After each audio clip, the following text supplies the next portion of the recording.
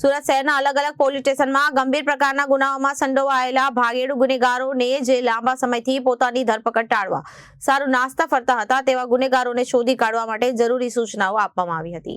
જે અનુસંધાને police inspector crime બ્રાન્ચના માર્ગદર્શન હેઠળ ચેન સ્નેચિંગ અને સ્ક્વોડની ટીમ દ્વારા ગુજરાત રાજ્યના તથા આજુબાજુના રાજ્યોના અલગ અલગ પોલીસ સ્ટેશનોમાંથી ગંભીર પ્રકારના ગુનામાં નાસ્તા ફરતા આરોપીઓને માહિતી એકત્રિત કરી ટેકનિકલ સર્વેલન્સ તેમજ હ્યુમન ઇન્ટેલિજન્સ મારફતે વર્કઆઉટ કરી રહ્યા હતા। તે દરમિયાન બાતમી મળી હતી।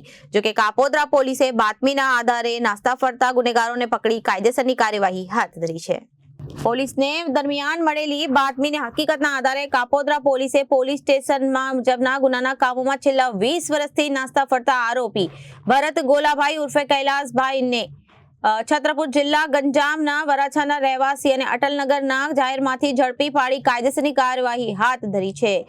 અપરાધી પોલીસની આંખોમાં ધૂળ ઝોકીને નાસ્તો ફરતો હતો અને ગુનાહિત પ્રવૃત્તિઓ સાથે સંકળાયેલો હતો અને પોલીસની પીઠ પાછળ ગુનાહિત પ્રવૃત્તિઓને અંજામ આપતો હતો। જો કે પોલીસે ચોક્કસ બાતમીના આધારે કાપોદ્રા પોલીસે વોચ રાખી આરોપીને પકડી કાયદેસરની કાર્યવાહી હાથ ધરી છે।